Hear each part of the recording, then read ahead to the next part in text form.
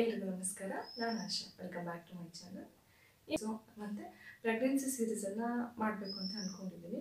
So ನನ್ನ ಕಂಟೆಂಟಲ್ಲಿ ಏನಪ್ಪ ಅಂದರೆ ಎಲ್ಲ ಮಿಕ್ಸ್ ಕಂಟೆಂಟ್ ಇರುತ್ತೆ. ಕೆಲವ್ರಿಗೆ ಒಂದೊಂದು ಪೂಜೆ ಕಂಟೆಂಟ್ ಬೇಕಾಗಿರುತ್ತೆ, ಕೆಲವ್ರಿಗೆ ಮತ್ತೊಂದು ಮಾಹಿತಿ ಬೇಕಾಗಿರುತ್ತೆ.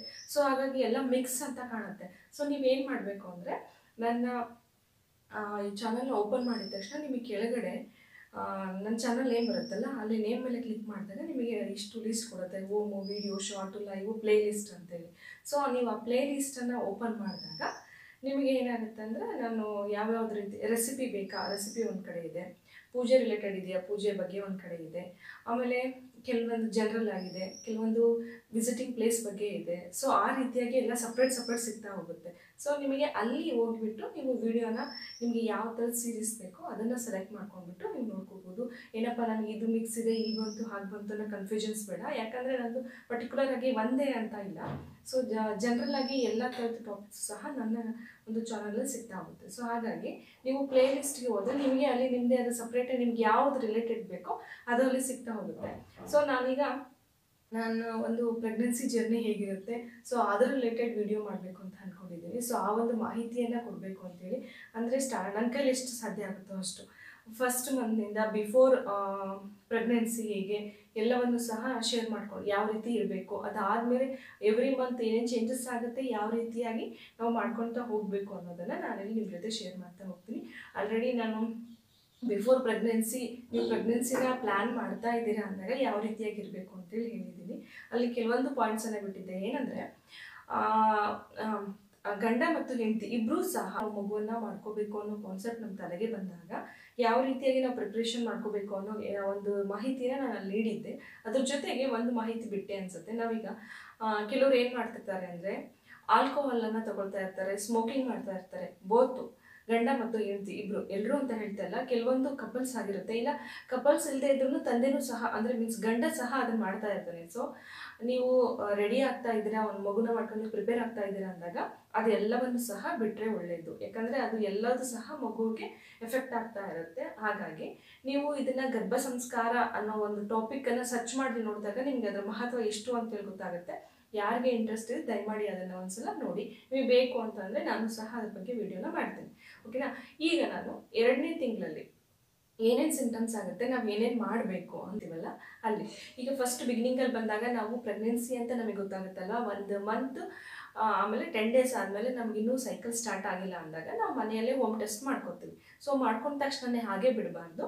ಫಸ್ಟ್ ನಾವೇನು ಮಾಡ್ತೀವಿ, ಡಾಕ್ಟ್ರ್ ಹತ್ರ ಹೋಗ್ತೀವಿ. ಡಾಕ್ಟ್ರ್ ಹತ್ರ ಹೋದಾಗ ಅರ್ಲಿ ಪ್ರೆಗ್ನೆನ್ಸಿ ಅಂತ ಮಾಡ್ತಾರೆ.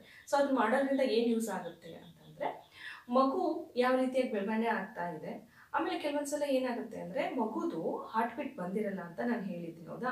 ನಾರ್ಮಲ್ ಆಗಿ ಎಗ್ ಪ್ರೊಡಕ್ಷನ್ನು ನಮ್ಮ ಪೀರಿಯಡ್ ಸೈಕಲ್ ಸ್ಟಾರ್ಟ್ ಆಗಿ ನೆಕ್ಸ್ಟ್ ಮಂತ್ ಅಂದಾಗ ಅವಾಗ ಏನಾಗುತ್ತೆ ಅಂದರೆ 14 ದಿನದಿಂದ 16 ದಿನದಲ್ಲಿ ಪ್ರೊಡಕ್ಷನ್ಸು ಸ್ಟಾರ್ಟ್ ಆಗ್ತಾ ಇರುತ್ತೆ. ಕೆಲವ್ರಿಗೆ ಏನಾಗುತ್ತೆ ಅಂದರೆ 20 ಡೇಸ್ ಆದಮೇಲೆ ಸ್ಟಾರ್ಟ್ ಆದರೆ ಸ್ವಲ್ಪ ಲೇಟ್ ಆಗಿ ನಮಗೆ ಮಗುಗೆ ಹಾರ್ಟ್ ಬೀಟ್ ಬರ್ತಾ ಇರುತ್ತೆ. ಸೊ ಹಾಗಾಗಿ ನಾವು ಒಂದ್ಸಲ ಹೋಗಿ ಚೆಕ್ ಮಾಡಿಸ್ಕೋಬೇಕು.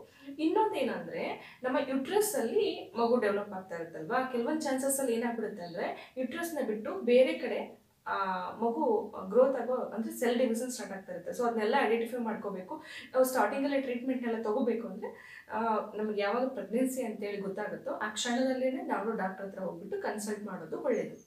ಹಾಗೇನೆ ಇನ್ನೊಂದು ಅರ್ಲಿ ಡೇಟಲ್ಲಿ ನಾವು ಹೋದಾಗ ಆ ಡೇಟ್ ಹೆಂಗೆ ನಮಗೆ ಅಂದರೆ ನಮಗೆ ಅವಾಗ ಇ ಡಿ ಡೇಟ್ ಅಂತೇಳಿ ಬರುತ್ತೆ. ಇ ಡಿ ಡೇಟ್ ಅಂದರೆ ಎಕ್ಸ್ಪೆಕ್ಟೆಡ್ ಡೆಲಿವರಿ ಡೇಟ್ ಅಂತೇಳಿ ನಮಗೆ ಸ್ಕ್ಯಾನಿಂಗ್ ಮಿಷನ್ ನಾವು ಮೀನ್ಸ್ ಸ್ಕ್ಯಾನಿಂಗ್ ರಿಪೋರ್ಟನ್ನು ನೋಡಿದಾಗ ನಮಗೆ LMP ಮತ್ತು ಇ ಡಿ ಡೇಟ್ ಅನ್ನೋದು ಕಾಮನ್ ಆಗಿ ನಾವು ವರ್ಡನ್ನು ನೋಡ್ತೀವಿ. LMP ಅಂದರೆ ಲಾಸ್ಟ್ ಮೆನ್ಸುರೇಷನ್ ಪೀರಿಯಡ್ ಯಾವಾಗ ಆಗಿತ್ತು ಅನ್ನೋದನ್ನ ಕೌಂಟ್ ಮಾಡ್ಕೊಳ್ತಾರೆ. ಆಮೇಲೆ ಅದನ್ನು ಇಟ್ಕೊಂಡ್ಬಿಟ್ಟು 9 ಮಂತ್ಸ್ ಕಂಪ್ಲೀಟ್ ಆಗಿ 9 ಡೇಸ್ ಅಂತೇಳಿ ತೊಗೊಳ್ತಾರೆ.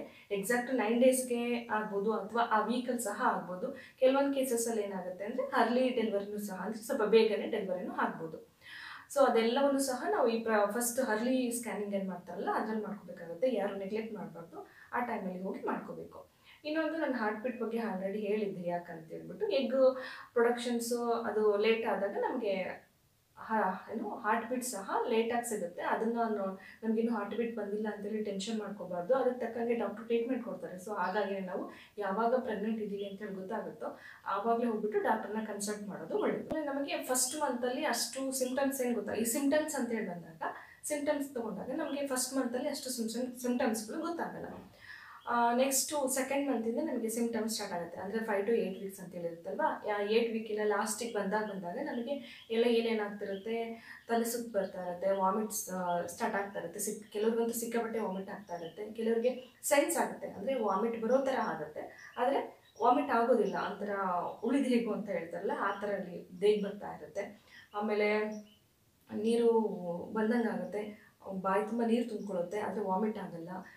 ಆಮೇಲೆ ಕೆಲವ್ರಿಗೆ ಇನ್ನೇನು ಸಿಮ್ಟಮ್ಸ್ ಬರುತ್ತೆ ಅಂದರೆ ಯಾವ ಸ್ಮೆಲ್ಲು ಆಗಲ್ಲ, ಒಗ್ಗರಣೆ ಮಾಡುತ್ತಿರ್ಬೇಕಾದ್ರೆ ಒಗ್ಗರಣೆ ಸ್ಮೆಲ್ ಆಗಲ್ಲ, ಕುಕ್ಕರ್ ಕೂಗಬೇಕಾದ್ರೆ ಅನ್ನದ ಸ್ಮೆಲ್ ಆಗಲ್ಲ, ಈ ರೀತಿ ಅಡುಗೆ ಮನೆಯಲ್ಲಿ ಯಾವುದೇ ರೀತಿಯ ಸ್ಮೆಲ್ಗಳು ಅವರಿಗೆ ಆಗಿ ಬರಲ್ಲ. ಆಮೇಲೆ ಮಾರ್ನಿಂಗ್ ಸಿಕ್ನೆಸ್ ಇರುತ್ತೆ, ಬೆಳಗ್ಗೆ ಎದ್ದೇಳಕ್ಕಾಗಲ್ಲ, ತಲೆ ಭಾರ ಆಗ್ತಿರುತ್ತೆ, ತಲೆನೋವು ಬರ್ತಾ ಇರುತ್ತೆ, ಅನಂತರದಲ್ಲಿ ತುಂಬ ಸಿಟ್ಟು ಬರುತ್ತೆ. ಅಂದರೆ ಅವ್ರಿಗೆ ಫೀಲಿಂಗ್ಸಲ್ಲಿ ತುಂಬ ವೇರಿಯೇಷನ್ಸ್ ಆಗ್ತಾ ಇರುತ್ತೆ. ಅದು ಅವರು ತಪ್ಪಲ್ಲ, ಏನಂದರೆ ಹಾರ್ಮೋನ್ ಚೇಂಜಸ್ ಆಗೋದ್ರಿಂದ ಆ ಮಹಿಳೆಯಲ್ಲಿ, ಆ ತಾಯಿಯಲ್ಲಿ ತುಂಬಾ ವೇರಿಯೇಷನ್ಸ್ ಆಗ್ತಾ ಇರುತ್ತೆ. ಅದನ್ನು ಮನೇಲಿ ಇರ್ತಕ್ಕಂಥವ್ರು ನೋಡಿಬಿಟ್ಟು ಸ್ವಲ್ಪ ತಾಳ್ಮೆಯಿಂದ ಇದ್ಬಿಟ್ಟು ಆಮೇಲೆ ಅವಳು ಸುಧಾರಿಸ್ಕೊಂಡ್ಮೇಲೆ ಅವಳಿಗೆ ತಿಳಿಸಿ ಹೇಳಬೇಕು. ಆಲ್ಮೋಸ್ಟ್ ಆಕಿನ ಖುಷಿಯಾಗಿ ಇಡಬೇಕು. ಆಕೆಗೆ ಫೀಲಿಂಗ್ಸಲ್ಲೆಲ್ಲ ತುಂಬ ವೇರಿಯೇಷನ್ಸ್ ಆಗ್ತಾ ಇರುತ್ತೆ, ದಿಢೀರ್ ಕೋಪ ಬರ್ತಿರುತ್ತೆ. ಅವಳು ಕೋಪ ಮಾಡ್ಕೊತಿದ್ದಾಳೆ ಅಂತೇಳಿ ನೀವು ಅದನ್ನ ಅರ್ಥ ಮಾಡ್ಕೋಬೇಕು. ಅವಳಿಗೆ ತಿರುಗಿ ಬೈಯೋದಾಗಲಿ ಮಾಡೋದಾಗಲಿ ಮಾಡಬಾರ್ದು, ನಿಧಾನವಾಗಿ ತಿಳಿಸಿ ಹೇಳಬೇಕು. ಇದಿಷ್ಟು ಈ ಒಂದು ಸಿಮ್ಟಮ್ಸ್ ಬರುತ್ತೆ. ಇದ್ರ ಜೊತೆಗೆ ಮತ್ತೇನೇನಾಗುತ್ತೆ ಅಂದರೆ, ಅವಾಗಲೇ ಹೇಳ್ದಂಗೆ ತುಂಬ ಹೆಡೇಕ್ ಇರುತ್ತೆ, ತಲೆನೋವಿರುತ್ತೆ, ಮತ್ತು ವಾಮಿಟ್ ಬರುತ್ತೆ. ಮೂಡು ಒಂದೇ ಥರ ಇರಲ್ಲ, ಮೂಡ್ ತುಂಬಾ ಸ್ವಿಂಗ್ ಆಗ್ತಾನೆ ಇರುತ್ತೆ. ಅಂದರೆ ಒಂದ್ಸಲ ಖುಷಿಯಾಗಿರ್ತೀವಿ, ಒಂದ್ಸಲ ಕೋಪ ಬರುತ್ತೆ, ಒಂದ್ಸಲ ತುಂಬ ಬೇಜಾರಾಗಿರ್ತೀವಿ, ಅಂದರೆ ನಮ್ಮನ್ನು ಯಾರು ಕೇರ್ ಮಾಡ್ತಿಲ್ವಾ, ನನಗೇನು ಆಗ್ತಿದೆ ಏನು ಅಂತ, ಅಂದರೆ ಇದೇ ಥರ ಎಲ್ಲರೂ ಭಾವನೆ ಬರಬೇಕು ಅಂತ ಹೇಳಿದ್ರೆ ಒಟ್ಟು ಮೂಡ್ ಒಂದೇ ಥರ ಅಂತೂ ಇರೋದಿಲ್ಲ ಈ ಟೈಮಲ್ಲಿ. ಅದನ್ನು ಮನೇಲಿರೋರು ಅರ್ಥ ಮಾಡ್ಕೋಬೇಕು, ಅವಳಿಗೆ ಸಪೋರ್ಟ್ ಮಾಡಬೇಕು. ವೀಕ್ಸ್ ಆದಮೇಲಿಂದ ಅವಳಿಗೆ ವಾಮಿಟ್ ಇನ್ನೂ ಜಾಸ್ತಿ ಆಗ್ತಾ ಇರುತ್ತೆ. ಕೆಲವ್ರಿಗೆ ಏನಾಗುತ್ತೆ ಅಂದರೆ ಇನ್ನು ಸ್ಟಾರ್ಟಿಂಗಲ್ಲೇ, ಅಂದರೆ ಮೀನ್ಸ್ 2 ಮಂತ್ಸಿಗೆ ಬಿದ್ದಾಗ ಅವ್ರಿಗೆ ಏನಾಗ್ತಿರುತ್ತೆ, ತುಂಬ ಸುಸ್ತಾಗ್ತಾ ಇರುತ್ತೆ. ಸೊ ಆ ಟೈಮಲ್ಲಿ ಸ್ವಲ್ಪ ಬೆಲ್ಲ ಇಲ್ಲ ಚಾಕ್ಲೇಟ್ ತಿನ್ಬೋದು ಅಂತೇಳಿ ನಾನು ಹೇಳಿದ್ದೀನಿ. ಡಾಕ್ಟ್ರ್ ಕನ್ಸಲ್ಟ್ ಮಾಡಬೇಕು. ಯಾಕೆ ಇನ್ನೊಂದು ಪರ್ಪಸ್ ಅಂದರೆ, ಈ ಟೈಮಲ್ಲಿ ಶುಗರ್ ಟೆಸ್ಟು, ಥೈರಾಯ್ಡ್ ಟೆಸ್ಟು ಎಲ್ಲ ಬರುತ್ತೆ. ನಾವು ಹಾಗೆ ಬಿಟ್ಕೊಂಡು ಹೋದ್ವಿ ಅಂದರೆ ಆ ಥೈರಾಯ್ಡ್ ಸಮಸ್ಯೆ ಮಗುಗೂ ಸಹ ಬರ್ಬೋದು. ಹಾಗಾಗಿ ಥೈರಾಯ್ಡ್ ಟೆಸ್ಟ್ ಸಹ ಡಾಕ್ಟ್ರು ಏನು ಹೇಳ್ತಾರೋ ಆ ಟೆಸ್ಟನ್ನು ನಿಮಗೆ 1-2 ಕಡೆ ಕೇಳ್ಕೊಂಡ್ಬಿಟ್ಟು ಮಾಡಿ. ಯಾಕೆ ಇದನ್ನು ಮಾಡಬೇಕು, ಇದರಿಂದ ಮಾಡೋದ್ರಿಂದ ಏನಾಗುತ್ತೆ, ಡೌಟ್ಸ್ ಅಂತೂ ಎಲ್ರಿಗೂ ಇದ್ದೇ ಇರುತ್ತೆ. ಅದರಲ್ಲೂ ಫಸ್ಟ್ ಪ್ರೆಗ್ನೆನ್ಸಿ ಇದ್ದವ್ರಿಗಂತೂ ತುಂಬ ಡೌಟ್ಸ್ ಇರುತ್ತೆ. ಇದು ಯಾಕೆ, ಅದು ಯಾಕೆ, ಈಗ ಮಾಡಬೇಕಾ, ಹಂಗೆ ಮಾಡಬೇಕಾ, ತುಂಬ ಥರದ್ದು ಇರುತ್ತೆ. ಸೊ ಎರಡೂ ಪ್ರೆಗ್ನೆನ್ಸಿ ಒಂದೇ ಥರ ಇರಲ್ಲ. ಫಸ್ಟ್ ಪ್ರೆಗ್ನೆನ್ಸಿ, ಸೆಕೆಂಡ್ ಪ್ರೆಗ್ನೆನ್ಸಿಯಲ್ಲೂ ಎಲ್ಲ ಸಿಮ್ಟಮ್ಸ್ ಬೇರೆ ಇರುತ್ತೆ. ಸೊ ಡೇಸ್ ಚೇಂಜಸ್ ಆದಂಗೂ ಸಹ ಕೆಲವೊಂದು ಹೊಸ ಟೆಕ್ನಾಲಜಿ ಬಂದು ಸೊ ಟೆಸ್ಟ್ಗಳಲ್ಲೂ ಸಹ ವೇರಿಯೇಷನ್ಸ್ ಇದ್ದೇ ಇರುತ್ತೆ. ಆಮೇಲೆ ಫುಡ್ ಅಂತ ಬಂದಾಗ, ಈಗ ಮನೆಯಲ್ಲಿ ನಮಗೆ ಒಂದೊಂದು ಥರದ ಫುಡ್ಡನ್ನು ಹೇಳ್ತೀವಿ. ಯಾರ್ಯಾರು ಏನೇನು ಫಾಲೋ ಮಾಡ್ಕೊಂಡು ಬಂದಿರ್ತಾರೋ ಅದೊಂದು ಫುಡ್ ಅಂತ ತೊಗೊಳ್ತಾ ಬರ್ತೀವಿ. ಸೊ ಅದರಲ್ಲೂ ಸಹ ಯೋಚನೆ ಮಾಡಿ ನೋಡಿ ತೊಗೋಬೇಕಾಗುತ್ತೆ. ಅದು ಬೇಡ ಇದು ಬೇಡ ಅನ್ನೋದಕ್ಕಿಂತ ಆ್ಯಕ್ಚುಲಿ ಸ್ಟಾರ್ಟಿಂಗಲ್ಲಿ ಸ್ವಲ್ಪ ಹೀಟ್ ಜಾಸ್ತಿ ಆಗದೆ ಇರೋ ಐಟಮನ್ನು ತೊಗೊಬೇಕು. ಅಂದರೆ ಜಾಸ್ತಿ ಗೋಧಿ ಐಟಮು, ಕೆಲವೊಂದು ಅವ್ರಿಗೆ ಗೊತ್ತಿರುತ್ತೆ ಬಾಡಿ ನಾನು ಏನು ತೊಗೊಂಡ್ರೆ ಹೀಟ್ ಆಗುತ್ತೆ ಅಂತೇಳಿ. ಸೊ ಅಂಥ ಐಟಮನ್ನು ಅವಾಯ್ಡ್ ಮಾಡಬೇಕು. ಅದ್ರ ಜೊತೆಗೆ ಮೇಯ್ನಾಗಿ ನಾವು ಅನ್ರೈಪ್ಡ್ ಪಪಾಯ ಅಂತ, ಅಂದರೆ ಕಾಯಿ ಇರುತ್ತೆ ಪಪಾಯಿ, ಕೆಂಗಿರುತ್ತೆ, ಪೂರ್ತಿಯಾಗಿ ಮಾಗಿ ಹಣ್ಣಾಗಿರಲ್ಲ. ಸೊ ಆ ಥರದ ಪಪಾಯವನ್ನು ಮಾತ್ರ ತಿನ್ನಬಾರ್ದು. ಅದನ್ನು ಬಿಟ್ಟು ಆಲ್ಮೋಸ್ಟ್ ಎಲ್ಲ ತಿಂದರೆ ನಡೆಯುತ್ತೆ. ಅದ್ರ ಜೊತೆಗೆ ಒಂದು ಪೈನಾಪಲ್ ಅಂತ ಹೇಳ್ತಾರೆ. ಪೈನಾಪಲ್ದು ಡೌಟ್ಸ್ ಇದ್ದರೆ ನೀವು ತಿನ್ನಕ್ಕೆ ಹೋಗಬೇಡಿ ಅದೆರಡು ಹಣ್ಣನ್ನು. ಮೇಯ್ನಾಗಿ ಪಪಾಯವನ್ನು ಕಾಯಿ ಅಥವಾ ಕೆಂಗಿರೋದನ್ನು ತಿನ್ನಬಾರ್ದು. ಹಣ್ಣಾಗಿ ಚೆನ್ನಾಗಿತ್ತು ಅಂದರೆ ತಿನ್ಬೋದು. ಅದರಲ್ಲೂ ಬೇಡ ನನಗೆ ಡೌಟ್ ಇದೆ ಯಾಕೆ ಬೇಕು ಅಂದರೆ 2 ಹಣ್ಣನ್ನು ಸಹ ಒಂದು 4 to 5 ಮಂತ್ಸ್ ತನಕ ಬೇಕಾದ್ರೆ ನೀವು ಸ್ಕಿಪ್ ಮಾಡ್ಬೋದು.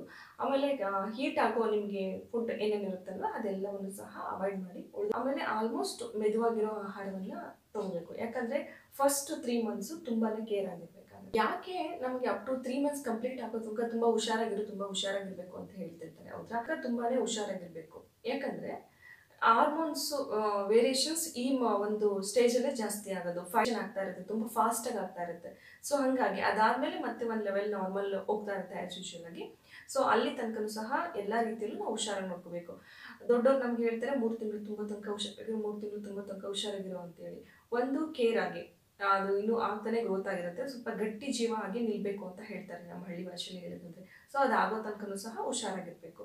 ಹಾಗೆ ತುಂಬ ಲಾಂಗ್ ಜರ್ನಿ ಮಾಡಬಾರ್ದು. ಏನಾದರೂ ಅವಶ್ಯಕತೆ ಇತ್ತು ಅಂದರೆ ಡಾಕ್ಟರ್ನ ಕನ್ಸಲ್ಟ್ ಮಾಡಿ ಅದಕ್ಕೆ ರಿಲೇಟೆಡ್ ಇರೋ ಟ್ಯಾಬ್ಲೆಟ್ಸ್ ಏನಾದರೂ ಕೊಡ್ತಾರೆ, ಅದನ್ನು ತೊಗೊಂಡ್ಬಿಟ್ಟು ನಾವು ತೊಗೋಬೇಕಾಗುತ್ತೆ ಅನಿವಾರ್ಯ ಬಂದಾಗ. ಸೊ ಅದು ಬಿಟ್ಟರೆ ತಾವೇನೇ ಸುಮ್ಮನೆ ರಿಸ್ಕ್ ತೊಗೊಳೋದು ಬೇಡ. ಆಲ್ಮೋಸ್ಟ್ ಜರ್ನಿ ಕಮ್ಮಿ ಇರಲಿ. ಇನ್ನೊಂದು ಡಾಕ್ಟರ್ನ ನಾವು ಯಾವ್ಯಾವ ಸಿಚುವೇಷನಲ್ಲಿ ಅಪ್ ಟು 3 ಮಂತ್ಸ್ 4 ಮಂತ್ಸ್ ತನಕ ಯಾವ್ಯಾವ ಸಿಚುವೇಷನಲ್ಲಿ ಡಾಕ್ಟರ್ನ ಕನ್ಸಲ್ಟ್ ಮಾಡಬೇಕಾಗತ್ತೆ ಅಂತಂದಾಗ, ಕೆಲವರಿಗೆ ತುಂಬ ವಾಮಿಟ್ ಇರುತ್ತೆ. ಸೊ ನಾರ್ಮಲಾಗಿ ವಾಮಿಟ್ ಆಲ್ರೆಡಿ ಆಗ್ತಾ ಇರುತ್ತೆ. ಕೆಲವ್ರಿಗೆ ಏನಾಗುತ್ತೆ ಕಮ್ಮಿ ಇರುತ್ತೆ ವಾಮಿಟ್, ಕೆಲವರಿಗೆ ಜಾಸ್ತಿ ಇರುತ್ತೆ, ವಿಪರೀತ ವಾಮಿಟ್ ಆಗ್ತಾ ಇರುತ್ತೆ. ಅಂದರೆ ನೀರು ಸಹ ಕುಡಿಯೋಕ್ಕಾಗಲ್ಲ. ಕೆಲವರಿಗೆ ಏನು ತಿಂದರೂ ವಾಮಿಟ್ ಆಗ್ತಿರುತ್ತೆ, ನೀರು ಕುಡಿದ್ರೂ ವಾಮಿಟ್. ಸೊ ಅಂಥ ಟೈಮಲ್ಲಿ ಸಿಕ್ಕಾಪಟ್ಟೆ ವಾಮಿಟ್ ಆಗ್ತಾ ಇದೆ ಅಂದರೆ ಡಾಕ್ಟ್ರನ್ನ ಕನ್ಸಲ್ಟ್ ಮಾಡಬೇಕು. ಇನ್ನೊಂದು ನಮಗೆ ಇಲ್ಲಿ ನಾರ್ಮಲ್ ಪೀರಿಯಡಲ್ಲಿ ಹೇಗೆ ನಮಗೆ ಬ್ಲಡ್ ಸ್ವಲ್ಪ ಕಾಣಿಸ್ಕೊಳುತ್ತಲ್ಲ, ಆ ರೀತಿ ಕಾಣಿಸ್ಕೊಂಡಾಗೂ ಸಹ ನಾವು ಡಾಕ್ಟ್ರಿಗೆ ಹೋಗಿ ಕನ್ಸಲ್ಟ್ ಮಾಡಬೇಕು. ಇನ್ನೊಂದು, ಕೆಲವರಿಗೆ ಪೀರಿಯಡ್ ಪೇನ್ಸ್ ಬರುತ್ತೆ. ಯಾರು ಪೀರಿಯಡ್ ಪೇನ್ ಬರುತ್ತೆ ಗೊತ್ತಿರುತ್ತೆ, ಹೊಟ್ಟೆ ತುಂಬ ಅಬ್ಡಮನ್ ತುಂಬಾ ಪೇನ್ ಆಗ್ತಾ ಇರುತ್ತೆ, ತಡ್ಕೊಳಕ್ಕೆ ಆಗ್ತಾ ಇರಲ್ಲ. ಸೊ ಅಂಥ ಟೈಮಲ್ಲಿ ನೆಗ್ಲೆಕ್ಟ್ ಮಾಡಬಾರ್ದು. ಕೆಲವರು ಏನಂತಾರೆ, ಏನು ಹೊಸದಾಗಿ ಚೇಂಜಸ್ ಆಗ್ತಿರುತ್ತಲ್ಲ ಅದಕ್ಕಂಗೆ ಅಂತ ಆಗುತ್ತಿರುತ್ತೆ, ಏನೂ ಆಗಲ್ಲ ಅಂತಾರೆ. ಆ ಟೈಮಲ್ಲಿ ಮಾತ್ರ ನೆಗ್ಲೆಕ್ಟ್ ಮಾಡೋಕ್ಕೆ ಹೋಗ್ಬಾರ್ದು. ಪೀರಿಯಡ್ ಪೇನ್ ಥರ ಏನಾದರೂ ಬರ್ತಾ ಇತ್ತು ಅಂದರೆ ಆ ಕ್ಷಣಕ್ಕೆ ಹೋಗಿ ಡಾಕ್ಟ್ರನ್ನ ಕನ್ಸಲ್ಟ್ ಮಾಡಬೇಕು. ಇನ್ನೊಂದು, ನಮಗೆ ಅರ್ಲಿ ಪ್ರೆಗ್ನೆನ್ಸಿ ಟೆಸ್ಟ್ ಏನಿರುತ್ತಲ್ವ 6 ರಿಂದ 7 ವಾರಗಳಲ್ಲಿ ಮಾಡ್ತಾರೆ, ಅದನ್ನು ನೆಗ್ಲೆಕ್ಟ್ ಮಾಡ್ಕೋಬಾರ್ದು. ಇನ್ನೊಂದು ಯಾಕೆ ಮಾಡ್ಕೋಬಾರ್ದು ಅಂದರೆ, ನಮಗಿರೋ ಬೇಬಿ ಗ್ರೋತನ್ನು ನಾವು ನೋಡಲಿಕ್ಕೆ ನಮಗೆ ಮೇಯ್ನಾಗಿ ಅದು ಬೇಕೇ ಬೇಕು. ಬೇಬಿ ಸಿಂಗಲ್ ಬೇಬಿ ಇದೆಯಾ, ಟ್ವಿನ್ ಇದೆಯಾ, ಟ್ರಿಪಲ್ ಇದೆಯಾ, ಸೊ ಅದೆಲ್ಲದನ್ನು ಐಡೆಂಟಿಫೈ ಮಾಡಲಿಕ್ಕೆ ಬೇಕಾಗುತ್ತೆ. ಸೊ ಅದಕ್ಕೆ ನಮಗೆ ಬೇಕಾದಂತಹ ಮೆಡಿಸಿನ್ ಕೊಡಲಿಕ್ಕೂ ಸಹ ಹೆಲ್ಪ್ ಆಗುತ್ತೆ. ಸೊ ಹಾಗಾಗಿ ಆ ಫಸ್ಟ್ ಸ್ಕ್ಯಾನಿಂಗನ್ನು ಸ್ಕಿಪ್ ಮಾಡಬಾರ್ದು. 2 ಮಂತ್ಸಲ್ಲೇ ಆಗ್ತಕ್ಕಂತಹ ಒಂದು ವೇರಿಯೇಷನ್ ಏನೇನಿರುತ್ತೆ ಏನೇನಿರಲ್ಲ, ಸೊ ನಾವು ಏನೇನು ಮಾಡಬೇಕು ಅನ್ನೋದು ಮಾಹಿತಿ ಆಗಿರುತ್ತೆ. ಮುಂದಿನ ದಿನದಲ್ಲಿ ನೆಕ್ಸ್ಟ್ ಮಂತಿಂದ ಏನೇನು ಚೇಂಜಸ್ ಆಗುತ್ತೆ, ಏನೇನು ಮಾಡಬೇಕು ಅಂತೇಳಿ ಹೋಗ್ತಾ ಹೋಗ್ತೀನಿ. ಭಾಳ ವೇರಿಯೇಷನ್ಸ್ ಇರಲ್ಲ, ಸ್ವಲ್ಪ ಸ್ವಲ್ಪ ವೇರಿಯೇಷನ್ಸ್ ಇರ್ತಾ ಹೋಗುತ್ತೆ. ಅದನ್ನು ಸ್ವಲ್ಪ ಸೂಕ್ಷ್ಮವಾಗಿ ನೋಡ್ಕೋಬೇಕು ಅಷ್ಟೇ. ಆ ಟೈಮಲ್ಲಿ ಏನಾಗ್ತಿರುತ್ತೆ ಅಂದರೆ, ಅವಳಿಗೆ ತಾಯಿ ಆಗ್ತಾ ಇರೋಳಿಗೆ ತುಂಬಾ ಕ್ವಶನ್ಸ್ ಬರ್ತಾ ಇರುತ್ತೆ, ಅಯ್ಯೋ ನಾನು ಹೇಗಿರಬೇಕು ಏನು ಎಲ್ಲ ಅಂತೇಳಿ. ಸೊ ಆದಷ್ಟು ಖುಷಿಯಾಗಿರೋ ಥರ ನೋಡ್ಕೋಬೇಕು ಅವರನ್ನು. ಸ್ವಲ್ಪ ಎದುರಿಸೋ ಥರ ಹೇಳೋದಾಗಲಿ, ಹೇಳೋ ರೀತಿಲಿ ಅಂದರೆ ಈ ಥರ ಇರಬೇಕು ಈ ಥರ ಇಲ್ಲ ಅಂತೇಳಿ ಎದುರಿಸೋ ರೀತಿಯಲ್ಲಿ ಹೇಳಬಾರ್ದು. ಹೀಗಿರ್ಬೇಕಮ್ಮ ಹೀಗಿರುತ್ತೆ ಅಂತ ಅವ್ರಿಗೆ ಹೇಳೋ ರೀತಿನೇ ಬೇರೆ ಆಗಿರ್ಬೇಕು. ಯಾಕಂದರೆ ಅವರ ಒಂದು ಯೋಚನಾ ಮಟ್ಟನೇ ಬೇರೆ ಆಗಿರುತ್ತೆ. ಸೊ ಹಾಗಾಗಿ ಆ ತಾಯಿಯಲ್ಲಿ ಹಾರ್ಮೋನ್ಸ್ ಚೇಂಜಸ್ ಆಗೋದ್ರಿಂದ ಎಲ್ಲ ರೀತಿಯ ವೇರಿಯೇಷನ್ಸ್ ಆಗ್ತಾ ಇರುತ್ತೆ. ಅವಳ ಕಂಟ್ರೋಲ್ ಕೆಲವೊಂದ್ಸಲ ಅವಳಿಗೆ ತಪ್ಪಿಡ್ತಾಳೆ. ಸೊ ಹಾಗಾಗಿ ಮನೆಯವರು ಅವಳಿಗೆ ಸಪೋರ್ಟ್ ಮಾಡ್ತಾ ಇರಬೇಕು, ಮನೇಲಿ ಯಾರು ಇರ್ತೀರ ಅವರು ಸಪೋರ್ಟ್ ಮಾಡ್ತಾ ಇರಬೇಕು. ಸೊ ಇದಿಷ್ಟು ಈ ಒಂದು 2nd ಮಂತಲ್ಲಿ ಮಾಡ್ಕೋಬೇಕಾದಂತಹ ಒಂದು ರೀತಿಗಳು, ಏನೇನಿರುತ್ತೆ ಏನೇನು ಚೇಂಜಸ್ ಆಗ್ತಿರುತ್ತೆ. ಸೊ ಇದಿಷ್ಟು ಹೆಲ್ಪ್ ಆಯಿತು ಅಂತ ಅಂದ್ಕೊಳ್ತೀನಿ. ನೆಕ್ಸ್ಟ್ ಮುಂದಿನ ವಿಡಿಯೋದಲ್ಲಿ 3rd ಮಂತಿಂದ ಏನೇನಾಗಬೇಕು, ಏನೇನು ಚೇಂಜಸ್ ಆಗುತ್ತೆ, ಏನು ಮಾಡಬೇಕು ಅಂತೇಳಿ ಹೇಳ್ಕೊಳ್ತೀನಿ. ಧನ್ಯವಾದ.